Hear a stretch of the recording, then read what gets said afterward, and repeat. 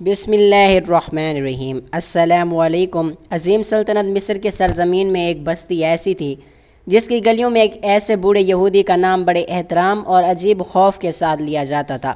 وہ نہ کوئی بادشاہ تھا نہ کوئی قاضی، مگر لوگ اسے ایک انوکھے ہنر کا مالک سمجھتے تھے۔ کہا جاتا تھا کہ وہ صرف کسی لڑکی کی نبض پکڑ کر یہ بتا دیتا ہے کہ وہ اب تک کنواری ہے یا اس کی عظمت زائل ہو چکی ہے۔ یہ بستی مکمل طور پر یہودیوں سے آباد تھی۔ مسلمانوں کے چند خیمے یہاں موجود تھے، مگر وہ بھی کچھ عرصے بعد ہجرت کر گئے تھے۔ یہودیوں کی اس رسم و رواج میں نکاح سے پہلے لڑکی کو اس بوڑھے کے پاس لے جانا لازمی سمجھا جاتا تھا۔ اگر وہ کہہ دیتا کہ لڑکی پاک دامن ہے تو اس کا نکاح ہو جاتا، ورنہ اس کی شادی روک دی جاتی اور اسے غلام بنا کر بیچ دیا جاتا۔ بستی کے لوگ اس یہودی دانا بزرگ پر اندھا اعتماد کرتے تھے، کیونکہ کئی مرتبہ اس کی بات حقیقت ثابت ہو چکی تھی، مگر کوئی نہیں جانتا تھا کہ اس کے فیصلے کے پیچھے اصل حقیقت کیا ہے۔ وقت گزرتا گیا، اس بوڑھے کی شہرت پورے مصر میں پھیل گئی، یہاں تک کہ اگر کسی بستی میں نکاح طے پاتا تو سب سے پہلے مطالبہ یہی ہوتا کہ دلہن کو اس یہودی کے پاس لے جایا جائے۔ وہ نبض پکڑتا اور اپنے الفاظ میں لڑکی کے مقدر کا فیصلہ سناتا۔ اگر یہ لڑکی کنواری قرار دیتی تو خوشیاں منائی جاتی، اور اگر بد کردار قرار دیتا تو لڑکی کو غلام کے بازار میں دھکیل دیا جاتا۔ ایک دن سلطان صلاح الدین ایوبی اپنے عظیم شان دربار میں، جو اس روز کھلی کچہری کے لیے عام عوام کے لیے کھلا تھا، انصاف کے طلبگاروں کی فریادیں سن رہے تھے۔ دربار میں مختلف علاقوں سے آئے لوگ اپنی شکایات و مقدمات پیش کر رہے تھے۔ اتنے میں ایک نحیف و کمزور بوڑھا، جس کے ہاتھ میں ایک ہاسا تھا اور جس قدم بڑھاپے کی کمزوری سے کانپ رہے تھے، سلطان کے سامنے آ کر رکا۔ اس چہرے اور لباس سے ہی ظاہر تھا کہ وہ یہودی ہے۔ سلطان نے اسے غور سے دیکھا اور نرم لہجے میں فرمایا، اگر میری آنکھیں دھوکہ نہیں کھا رہی تو میں کہہ سکتا ہوں کہ تم مسلمان نہیں ہو بلکہ یہودی مذہب سے ہو، حضرت موسیٰ کے پیروکار ہو۔ بوڑھے نے سر جھکا کر عرض کیا کہ جی حضور۔ حضور نے درست پہچانا، پھر احساس سے بولا، جب آپ نے یہ علاقہ فتح کرنے کے بعد بھی ہمیں اس سرزمین پر اپنی مرضی کے مطابق رہنے کی اجازت دی تو ہمارے دل میں آپ کے لیے جو نفرت تھی وہ ختم ہو گئی۔ ہم آپ کو ظالم سمجھتے تھے، مگر آپ تو رحم دل اور انصاف پسند ہیں۔ ہمارے تمام یہودی آپ کی عزت کرتے ہیں، چاہے ہمارا اور آپ کا مذہب مختلف ہے، لیکن انسانیت کے مذہب میں آپ نے ہمارے ساتھ کوئی تفریق نہیں کی۔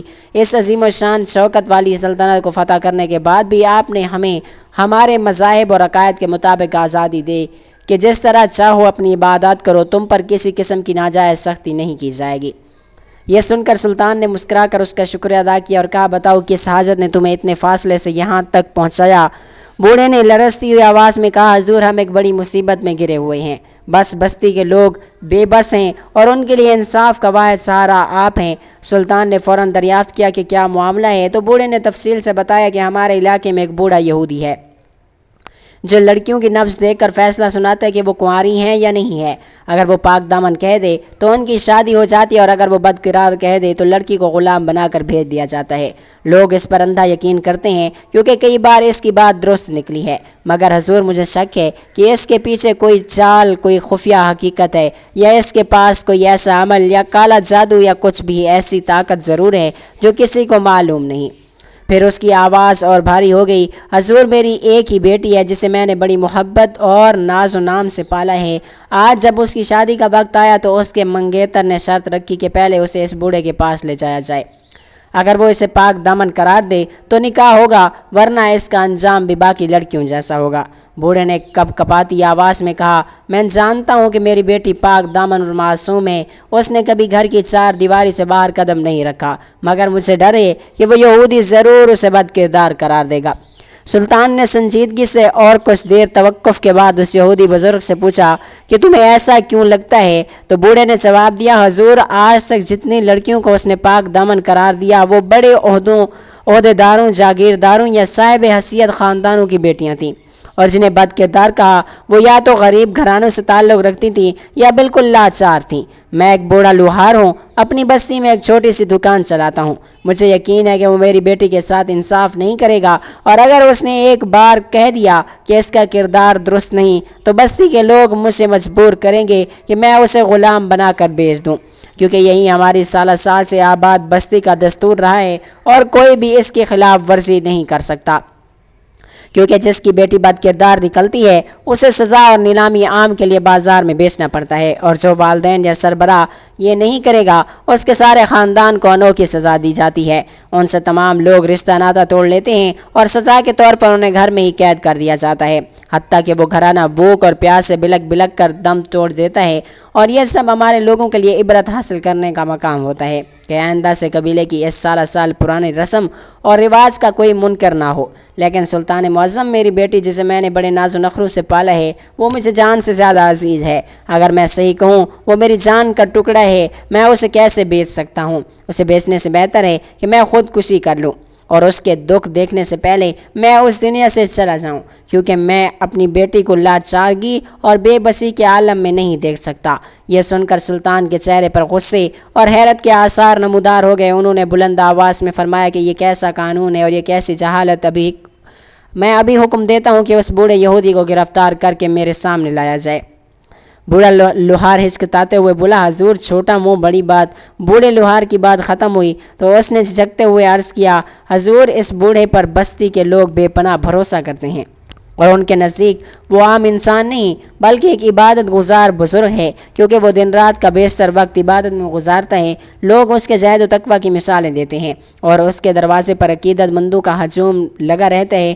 اگر آپ نے اسے یوں ہی گرفتار کرنے کا حکم دے دیا تو بستی کے لوگ جو پہلے ہی آپ کی رعایا میں غیر مسلم ہیں، آپ سے بدظن ہو جائیں گے، بلکہ ممکن ہے آپ کے خلاف نفرت کی انگاریوں اور بیج ان دلوں میں بیٹھ جائیں۔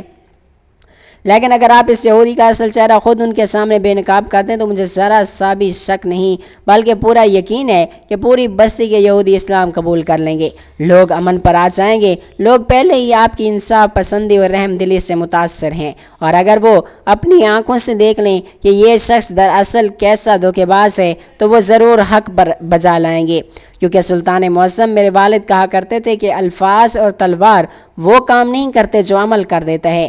جب عملاً یہ یہودی جھوٹا اور دھوکے باز ثابت ہو جائے گا تو کسی کے پاس شک و شبہ کی کوئی گنجائش نہیں ہوگی، لیکن اگر آپ نے الفاظ کے نشتر چلا کر اس یہودی کو اپنے دربار میں بلوایا اور اس کو کوئی سزا دی تو لوگ سمجھیں گے کہ یہ سراسر دھوکہ ہے، کیونکہ مسلمان سلطان ہم یہودیوں کو اپنی سرزمین پر برداشت نہیں کرنا چاہتے، اس لیے ہمارے پیشوا کو زبردستی گرفتار کروا لیا گیا ہے، جبکہ اس پر تو کوئی جرم بھی ثابت نہیں ہوا۔ یہ سن کر سلطان صلاح الدین ایوبی رحمۃ اللہ علیہ نے گہری نظر سے بوڑھے لوہار کو دیکھا اور لمحہ بھر کے لیے خاموش ہو گئے، پھر آہستہ سے بولے، تم ٹھیک کہتے ہو، اگر ہم اس کی حیثیت کو سب کے سامنے لے آئیں تو یہ محض ایک فرد کی سزا کا معاملہ نہیں ہے بلکہ ایک پوری بستی کی ہدایت کا سبب بن سکتا ہے۔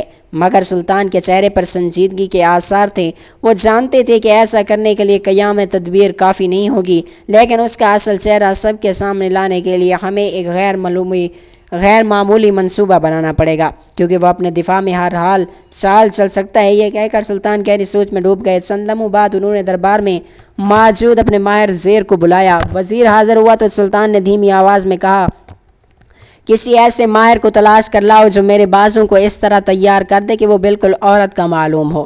یہ سن کر دربار میں موجود لوگ حیرت سے ایک دوسرے کو دیکھنے لگے۔ سب کے چہروں پر سوال تھا کہ سلطان اتنا عجیب و غریب حکم کیوں دے رہے ہیں۔ سلطان نے ان کی طرف دیکھ کر وضاحت کی، میں جانتا ہوں کہ عورت کی مشابہت اختیار کرنا سخت گناہ ہے اور یہ اللہ تبارک و تعالیٰ اور اس کے رسول حضرت محمد مصطفیٰ صلی اللہ علیہ وآلہ وسلم کے نزدیک ناپسندیدہ اور برا فعل ہے، لیکن اس موقع پر اگر یہ چال نہ چلی گئی تو اس یہودی کا اصل چہرہ کبھی بھی لوگوں پر عیاں نہیں ہوگا اور نہ ہی ہم اس فریب کو توڑ سکیں گے جو برسوں سے معصوم بستی کے لوگوں اور ذہنوں میں بٹھا دیا گیا ہے۔ سلطان کے یہ الفاظ سن کر دربار میں خاموشی چھا گئی۔ سب نے سر جھکا دیا کیونکہ وہ جانتے تھے کہ سلطان جو بھی قدم اٹھائیں گے وہ صرف عدل اور انصاف کی خاطر ہوگا، نہ کہ کسی ذاتی غرض کے لیے۔ اتنے میں وزیر علی بن سفیان نے حکم مزہ لاتے ہوئے ایک ماہر شخص کو دربار میں حاضر کر دیا۔ وہ شخص اپنے فن میں یکتا تھا اور اس نے آگے بڑھ کر بڑے ادب سے سلطان کے سامنے سلام عرض کیا اور پھر حکم کی تعمیل میں مصروف ہو گیا۔ اس نے سلطان کے بازوں پر مختلف جڑی بوٹیوں سے تیار کردہ مرہم اور نرم چونے جیسا محلول لگایا۔ کچھ دیر بعد اس نے بازوں پر ایک باریک ریشمی کپڑا لپیٹ کر مساج کیا، پھر خاص پاؤڈر اور تیل کا استعمال کیا۔ آہستہ آہستہ سلطان کا مضبوط اور مردانہ بازو اتنا نرم و نازک ہو گیا کہ وہ دکھنے میں کسی نوجوان عورت کے بازو جیسا معلوم ہونے لگا۔ صاف گورا اور ملائم۔ حاضرین نے حیرت سے یہ تبدیلی دیکھی مگر کوئی کچھ نہ بولا۔ اس کے بعد سلطان نے ایک عورت جیسا بالکل سیاہ ریشمی نقاب لیا، اسے اس طرح لپیٹا کہ صرف آنکھیں جھلک رہی تھیں۔ نقاب کے ساتھ انہوں نے ایک لمبا چوغا اوڑھا جس سے ان کی اقامت اور حلیہ بالکل کسی باپردہ عورت جیسا دکھائی دینے لگا۔ یہ سب ناقابل یقین تیاری مکمل ہوئی تھی۔ سلطان صلاح الدین ایوبی رحمۃ اللہ علیہ نے اپنی تلوار کو لباس کے اندر چھپایا اور وزیر کو اشارہ کیا، پھر وہ بوڑھے لوہار کے ہمراہ اس بستی کی طرف روانہ ہو گئے جہاں وہ مشہور بوڑھا اپنے فریب کا کاروبار کر رہا تھا۔ راستے میں سورج کی روشنی مدھم پڑ رہی تھی اور بستی کی بلند فصلیں دور سے نظر آنے لگیں۔ سلطان کے دل میں صرف ایک ہی عزم تھا، آج اس بستی کے لوگ اپنی آنکھوں سے دیکھیں گے کہ ان کا بزرگ اور عبادت گزار دراصل کیسے دھوکے باز اور ظالم ہے۔ چند گھنٹوں بعد سلطان صلاح الدین ایوبی رحمۃ اللہ علیہ اس بستی میں داخل ہوئے تو مناظر انتہائی دردناک تھا۔ گلیوں اور بازاروں میں ایک عجیب اداسی پھیلی ہوئی تھی، لوگ خاموش اور غمگین چہروں کے ساتھ وقت گزار رہے تھے، اور وہ بستی جہاں اس ظالم یہودی بوڑھے کی وجہ سے کئی گھروں کے چراغ بجھ چکے تھے، کئی باپ اپنی بیٹیوں کو غلامی میں کھو چکے تھے اور کئی ماؤں کے آنچل ہمیشہ کے لیے خالی ہو گئے تھے۔ سلطان اپنے ساتھ آئے ہوئے بوڑھے لوہار سے کہا، تم یہاں رکو، اپنی بستی کے سب لوگوں کو ایک جگہ جمع کرو اور انہیں یہ خبر دو کہ سلطان صلاح الدین ایوبی خود اس بوڑھے یہودی کے پاس آئے ہیں۔ سب لوگ وہاں اکٹھے ہوئے تاکہ ان کی آنکھوں کے سامنے اس کا اصلی چہرہ بے نقاب کر سکوں۔ یاد رکھنا یہ سب خاموشی سے ہونا چاہیے، اس یہودی بوڑھے کو ذرا سا بھی شک نہیں ہونا چاہیے۔ بوڑھے نے آہستہ اور قدر سہمی ہوئی آواز سے جواب دیا، حضور جیسا آپ کا حکم۔ اس کے بعد سلطان نے دوبارہ عورت کا حلیہ اختیار کیا، نرم و نازک بازو اور چہرے کو نقاب سے چھپایا، لمبا عبایا پہنا اور ظالم کے خیمے کی طرف بڑھنے لگا۔ خیمے کے باہر کچھ لڑکیاں اپنے نبض دکھا کر واپس جا رہی تھیں۔ اگر سچ کہا جائے تو ایسا محسوس ہوتا کہ جیسے وہ اپنی زندگی اور موت کے لیے مستقبل کی راہ چن رہی تھیں۔ کچھ لڑکیوں کے چہرے پر خوشی تھی کیونکہ انہیں پاک دامن قرار دیا گیا تھا، مگر کئی لڑکیاں آنسو بہا رہی تھیں کیونکہ اس فریب کار نے ان کی عزت کا فیصلہ اپنی ایک ناجائزی کی بنیاد پر کر دیا تھا۔ سلطان خیمے کے اندر داخل ہوئے، ان کے ساتھ بوڑھا لوہار تھا اور جو اپنے آپ کو اس لڑکی کا باپ ظاہر کر رہا تھا۔ چونکہ اس بوڑھے یہودی بزرگ کو پوری بستی جانتی تھی اور یہ بھی جانتے تھے کہ اس کی ایک کنواری جوان بیٹی ہے جو اب شادی کے قابل ہو چکی ہے۔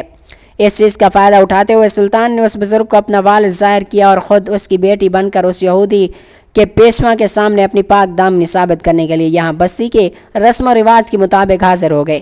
یہودی بوڑھا حسب عادت ایک بوسیدہ چٹائی پر بیٹھا تھا اور اس کے سامنے ایک چھوٹا سا میز جس پر تسبیح اور چند جڑی بوٹیاں رکھی ہوئی تھیں۔ جیسے سلطان نے اپنا ہاتھ آگے بڑھایا، اس یہودی پیشوا نے لڑکی سمجھتے ہوئے نفس پکڑنے کے لیے ہاتھ تھاما، مگر چند لمحوں میں اس کا رنگ اڑ گیا۔ اس کے ہاتھ کانپنے لگے، ماتھے پر پسینے کے قطرے نمودار ہوئے اور آنکھوں میں خوف آنے لگا۔ بوڑھے لوہار نے حیرت کا اظہار کرتے ہوئے کہا، حضور آپ کا رنگ کیوں زل پڑ رہا ہے؟ یہودی نے ہچکچاتے ہوئے کہا کہ یہ کسی لڑکی کا ہاتھ نہیں اور نہ ہی کسی عام انسان کا ہاتھ ہے، اس نقاب کے پیچھے کوئی بہت بڑی ہستی ہے۔ اس کے یہ الفاظ سن کر سلطان سمجھ گئے کہ اس یہودی پیشوا نے آخر ساری زندگی گزاری ہے اور جس کا یہی کام دھندا ہو اسے کیوں کر پہچان نہیں ہوگی۔ یہ بازو عورت کا ہے یا مرد کا ہے؟ سلطان نے دھیرے سے نقاب ہٹایا اور پوری روانت کے ساتھ کہا، اگر تم اتنی مہارت رکھتے ہو، ہاتھ پکڑتے ہی جان گئے ہو کہ یہ لڑکی نہیں، تو بتاؤ تمہیں کیسے پتہ چلتا تھا کہ کون سی لڑکی پاک دامن ہے اور کون بد کردار؟ تم جسم دیکھے اور بغیر کوئی ثبوت لیے کیسے فیصلہ کر سکتے تھے؟ یاد رکھنا کہ کوئی ٹال مٹول بہانے بازی کام نہیں آئے گی۔ یہودی بوڑھا بکھلائے ہوئے بولا، حضور مجھے معاف کر دیجیے، اس کے پیچھے کوئی حقیقت نہیں، میں تو صرف مال اور دولت اکٹھے کرنے اور اپنی ہوس پوری کرنے کے لیے یہ سب کرتا تھا۔ میں وعدہ کرتا ہوں کہ آج کے بعد ایسا نہیں کروں گا، بلکہ یہ علاقہ چھوڑ کر چلا جاؤں گا۔ سلطان نے غضبناک لہجے میں کہا، جو ظلم تم نے کیا اس کی کوئی معافی نہیں۔ اس دوران خیمے کے باہر کھڑے لوگ جنہیں بوڑھے لوہار نے خاموشی سے بلایا تھا، سب اندر جمع ہو گئے اور سب یہودی اپنے بزرگ کی اقرار کو کردہ باتیں سن چکے تھے، اب غصے سے اسے دیکھ رہے تھے۔ سلطان نے بلند آواز میں کہا کہ تمہارا انجام ایسا ہوگا کہ اس علاقے کے یہودی ہمیشہ یاد رکھیں گے، اور پھر ایک ہی وار میں اس کا سر خیمے کے باہر قلم کر دیا گیا۔ خون کی بو اور لوگوں کی حیرت زدہ چیخیں فضا میں گونجنے لگیں، مگر پھر اس سناٹے کو بستی والوں کے نعرے توڑنے لگے۔ وہ یک زبان ہو کر کہنے لگے، آپ کا دین ہی سچا ہے، ہم گواہی دیتے ہیں کہ اللہ ایک ہے اور محمد صلی اللہ علیہ وآلہ وسلم اس کے آخری رسول ہیں۔ اس دن سلطان کی حکمت، بہادری اور انصاف کی بدولت پوری بستی اسلام کے اسلام لے آئی اور ظالم کا فریب ہمیشہ کے لیے ختم ہو گیا۔ اس میں کوئی دو رائے نہیں ہے کہ اللہ تعالیٰ ہر چیز پر قادر ہے، وہ جب چاہے جسے چاہے اندھیروں سے نکال کر اجالوں کا مسافر بنا دے۔ اللہ تعالیٰ سے دعا ہے کہ اللہ تعالیٰ ہمیں بہتر عمل کرنے کی توفیق عطا فرمائے اور ہمارا خاتمہ ایمان پر فرمائے۔ اگر ویڈیو اچھی لگی ہو تو ویڈیو کو لائک کریں، شیئر کریں، اپنے دوستوں احباب کے ساتھ اس سٹوری کو شیئر کریں۔ آئندہ ایسی ویڈیوز دیکھنے کے لیے ہمارے چینل کو سبسکرائب کریں۔ اگلی ویڈیو تک کے لیے اجازت دیجیے۔ اللہ حافظ۔ اللہ تعالیٰ ہم سب کا حامی و ناصر ہو، آمین ثم آمین۔